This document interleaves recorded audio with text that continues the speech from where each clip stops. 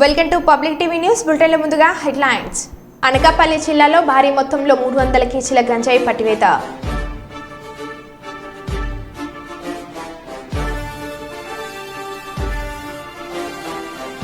Syrup Rajasekhara Reddy memorial cricket tournament ప్రారంభించిన జ్యోతుల నవీన్.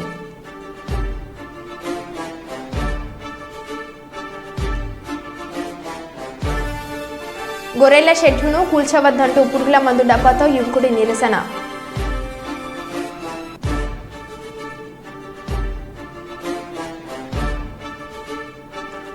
రాహుల్ గాంధీ హిందువులపై అనుచిత వ్యాఖ్యలను ఖండిస్తూ నిరసన కార్యక్రమం.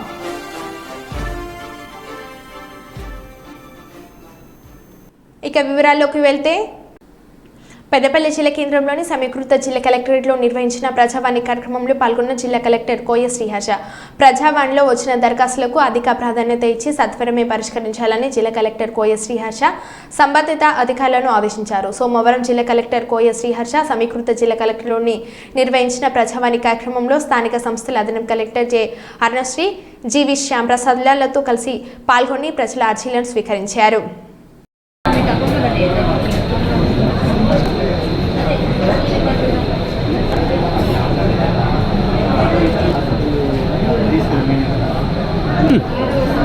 సార్ నన్ను ఎత్తుకోరాలి సార్ వీడియోగ్రాఫర్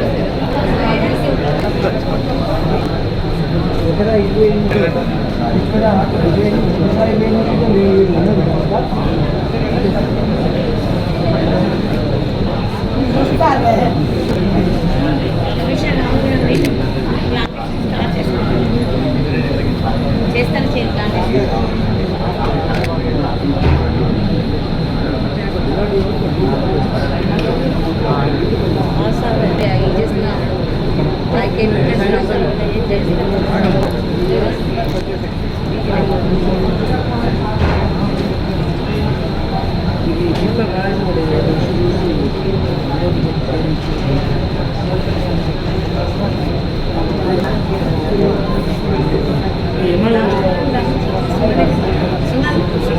రెవెన్యూ ప్లాన్ అంటే వేరే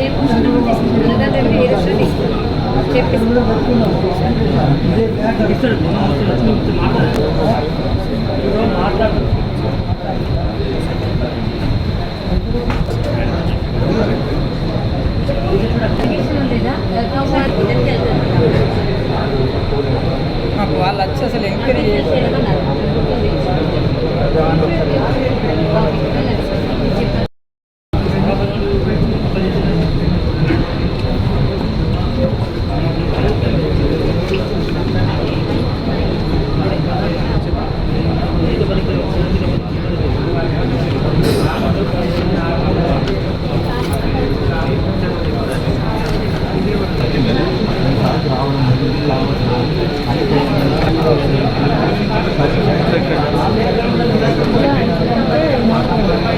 కర్నూలు జిల్లా కలెక్టరేట్ నందు గాంధీ విగ్రహం ఎదురుగా రాహుల్ గాంధీ హిందువులపై అనుచిత వ్యాఖ్యలను ఖండించిన విశ్వ హిందూ పరిషత్ జిల్లా అధ్యక్షులు గోరట్ల రమణ, కార్యదర్శి భానుప్రకాష్, సహాయ కార్యదర్శులు గోవిందరాజులు, ఈపూరి నాగరాజు, నగర ఉపాధ్యక్షులు శివపురం నాగరాజు తదితరులు పాల్గొన్నారు.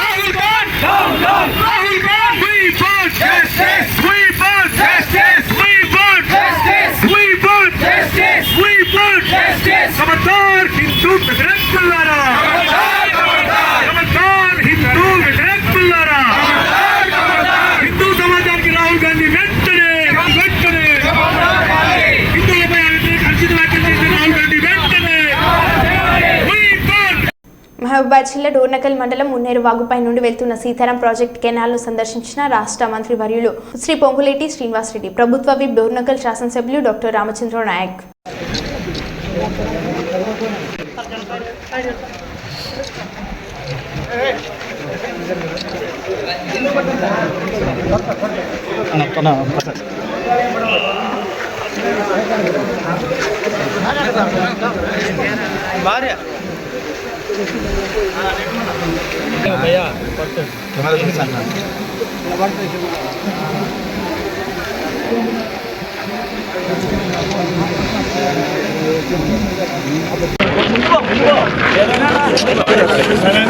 ఉమ్మడి ఖమ్మం జిల్లాకి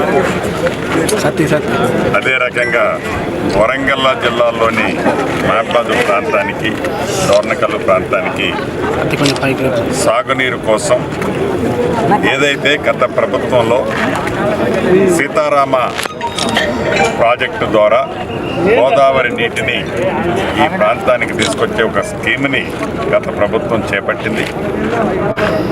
ఈ స్కీము రీడిజైన్ పేరుతో ఆనాడు కాంగ్రెస్ ముఖ్యమంత్రిగా దివంగత నేత రాజశేఖర్ రెడ్డి గారి టైంలో రాజీవ్ సాగర్, ఇందిరా సాగర్ పేరుతో జలయజ్ఞంలో భాగంగా ఏవైతే ఉమ్మడి ఆంధ్రప్రదేశ్లో చేపట్టిన ప్రాజెక్టులో భాగంగా ఏర్పాటు చేసిన ఆ స్కీముల్నే రీడిజైన్ అనే ఒక పేరు పెట్టి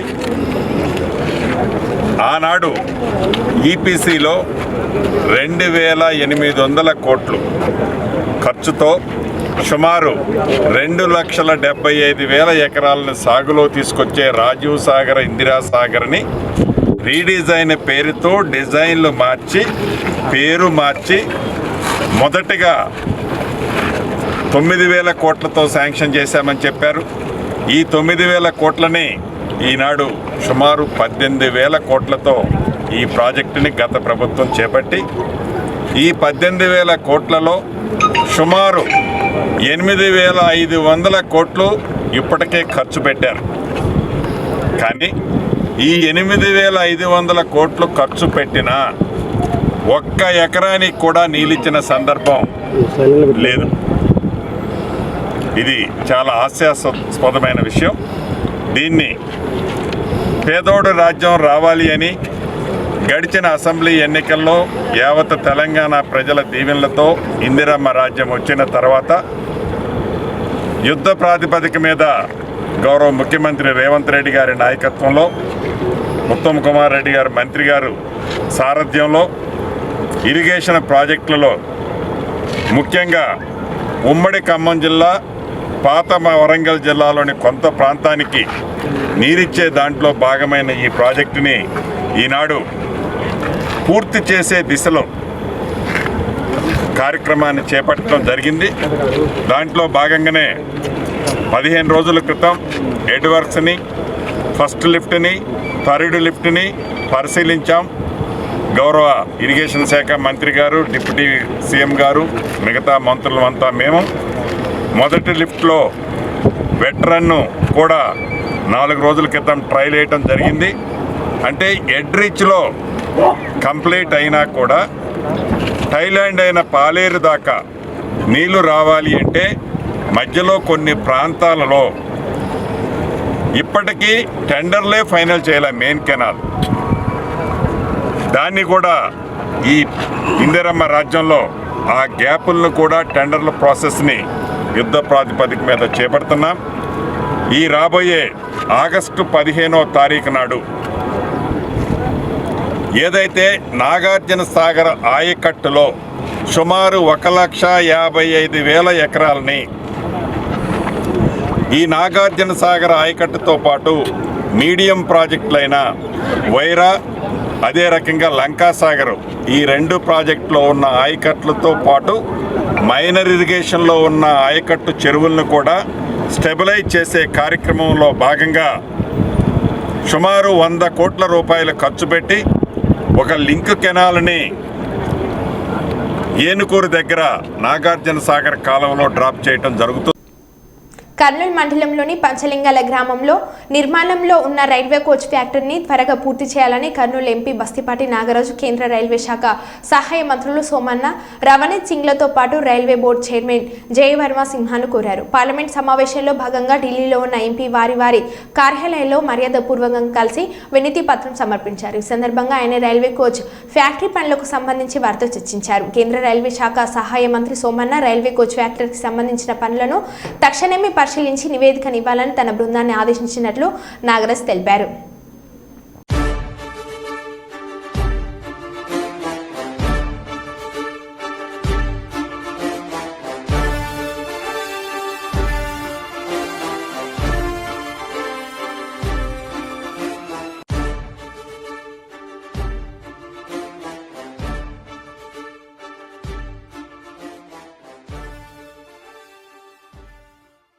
కర్నూలు జిల్లా మంత్రాలయంలో ఉద్రిక్తత నెలకొంది. టీడీపీలో ఇరు వర్గాల మధ్య ఘర్షణ చెలరేగింది.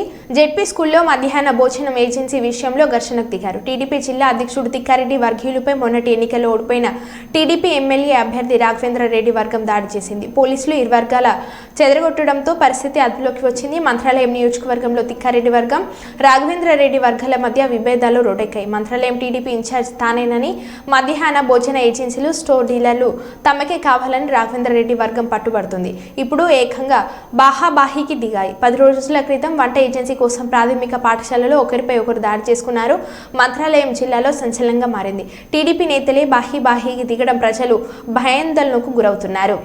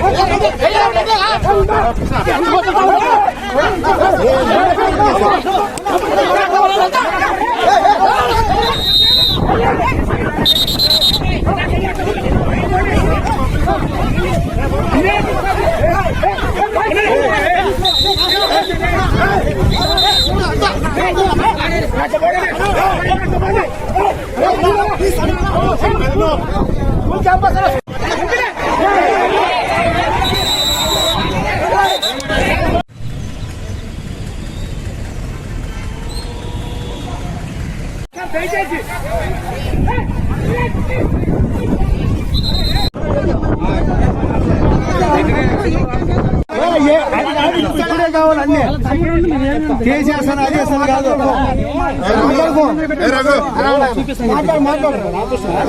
రఘు, మీ స్వామికి ఏం చెప్తున్నాను 10 రోజుల కిందట ఇంటికాడికి రా కూడా మాట్లాడుతున్నారు. వచ్చి 7 రోజులకి ఏం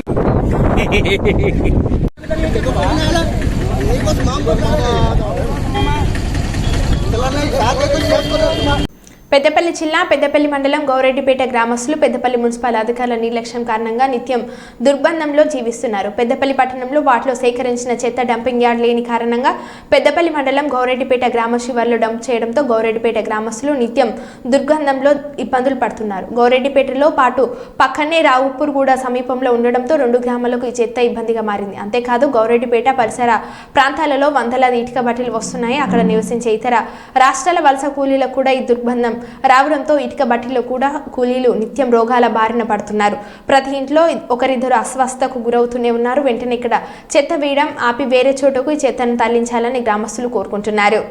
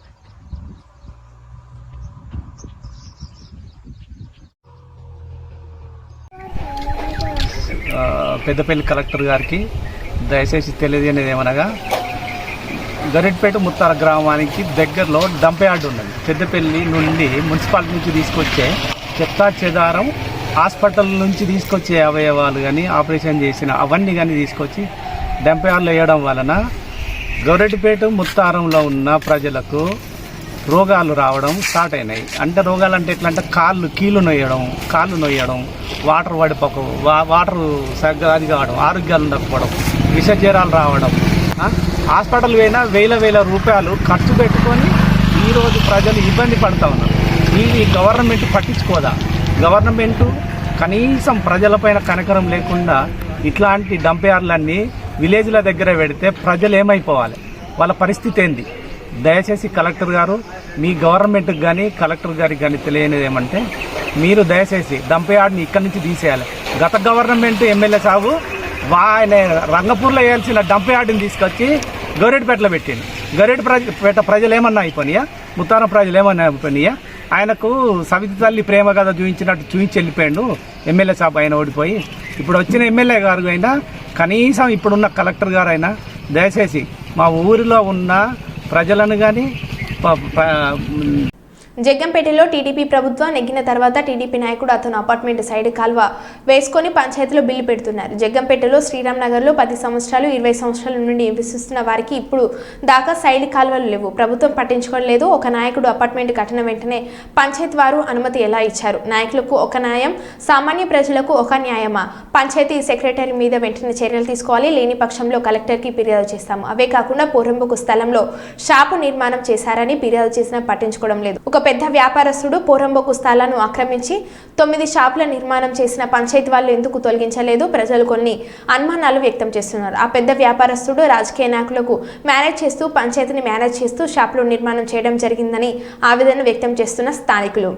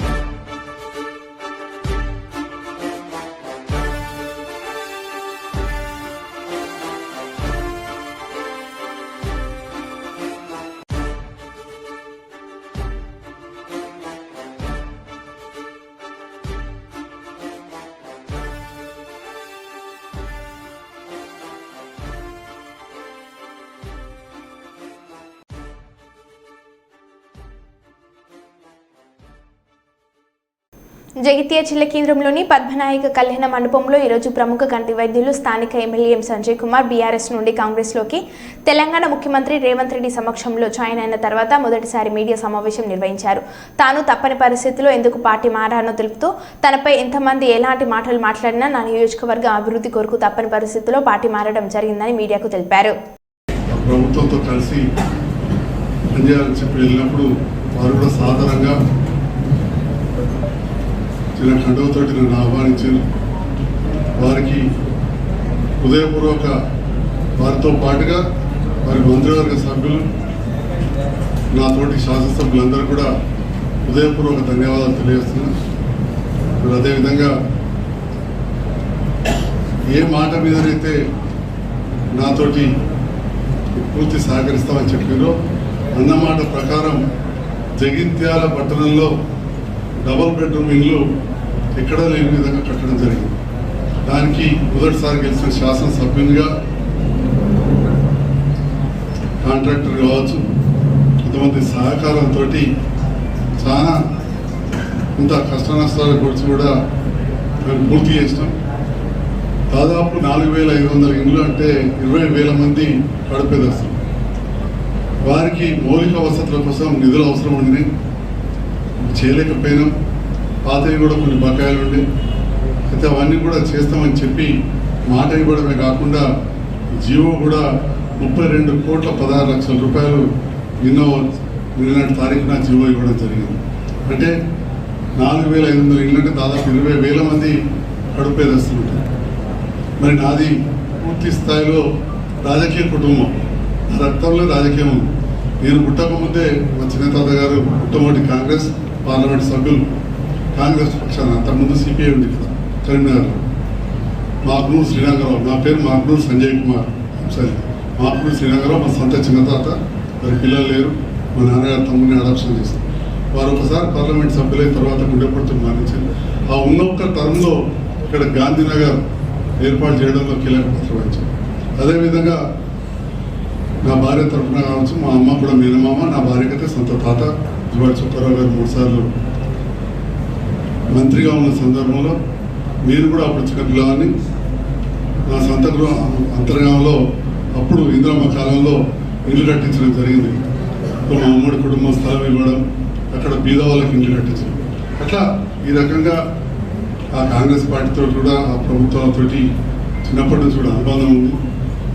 మధ్యలో వారు చనిపోయిన తర్వాత పెద్దలు చుక్కారావు గారు రాజకీయాల నుంచి పక్క తప్పుకున్న తర్వాత ఏ పార్టీలో కూడా యాక్టివ్ లేకున్నా కానీ రాజకీయాలు ఎప్పుడు చురుగ్గా ఉంటుంది. మెట్పల్లి శాసనసభ్యునిగా ఉన్న కీర్తిశేషులు వెంకటరమణ రెడ్డి గారు నాకు చిన్నప్పటి నుంచి కూడా క్లాస్మేట్, డిగ్రీలో ఫ్రెండ్, చిన్నప్పటి నుంచి కూడా మంచి మిత్రుడు, డిగ్రీలో క్లాస్మేట్. తను పోటీ చేస్తే అవుట్రైట్గా సపోర్ట్ చేసిన చాలామందికి తెలుసు మెట్పల్లిలో. ఎందుకంటే మెట్పల్లి నియోజకవర్గంలో నేను అక్కడ ప్రాక్టీస్ చేసేవాడిని డాక్టర్గా. మరీ ముఖ్యంగా అది నా స్వగ్రామం పక్క గ్రామం నుంచే స్టార్ట్ అవుతుంది. అంతర్గ్రామం పక్క నుంచే కొండాపూర్ నుంచే స్టార్ట్ అవుతుంది. కాబట్టి మా స్వగ్రామం నుంచి ఉన్న రైతులు కావచ్చు, వివిధ వర్గాల అందరూ తీసుకొని ఈ ప్రాంతం అంతా కూడా పర్యటించడం. మెట్పల్లిలో కూడా అంతకుముందు చొక్కరావు గారు మనోహర్ పేరుండడంతో ఎంతోమంది రాజకీయ నాయకులతో సంబంధం ఉండి రాజకీయాలకు అతీతంగా కూడా బీజేపీ కూడా ఇంకా సభ్యత లేదు కానీ సపోర్ట్ చేశారు. తర్వాత మిత్రులు ఎల్లన్న గారు అప్పుడు తెలుగుదేశం పార్టీ అధికారంలో ఉంటుంది. అంటే అధికార పార్టీని అధికారానికి పోలే, ప్రతిపక్షాలు ఉండే బీజేపీకి కూడా మా మిత్రులు సపోర్ట్ చేశారు. అట్లనే కాంగ్రెస్ పార్టీ అధికారంలోకి వచ్చింది. మిత్రులు రమణ గారితో ఫ్రెండ్షిప్లో ఉంటుంది. అధికార పార్టీ మరి అప్పుడు కాంగ్రెస్ పార్టీ అధికార పార్టీ అని చెప్పే పోకుండా మిత్రులతో ఉన్నాం. వారు కూడా గెలిచిండ్రు, వారు కూడా ఇక్కడ కొన్ని సేవలు అందించారు. తర్వాత 14లో కవితమ్మ గారు నన్ను ప్రోత్సహించి రాజకీయాలకు తీసుకొచ్చారు. నేను వచ్చిన సందర్భంలో అసలు కౌన్సిలర్ లేరు, అభ్యర్థులు ఇక్కడ ఎంపీటీసీలు లేరు. ఆ విషయం మీ పాత్రికేయులందరూ తెలుసు. ఈ జిల్లా మొత్తంలో అసలు ఒక్క మండలం కూడా గెలవని పరిస్థితి, అత్యంత తక్కువ కౌన్సిలర్లు గెలిచిన పరిస్థితి ఎక్కడ ఉన్నాయంటే 2014లో జైత్యాల. వాళ్ళంతా నామినేషన్స్ అయిపోయిన తర్వాత ఎలక్షన్స్ జరిగే టైంలో నేను బీఆర్ఎస్ పార్టీలో కలిసి పోటీ చేసి చాలా తక్కువతో చాలా తక్కువ తర్వాత ఓడిపోయినా కానీ. మరో బులెటిన్లో మళ్ళీ కలుద్దాం. Stay tune.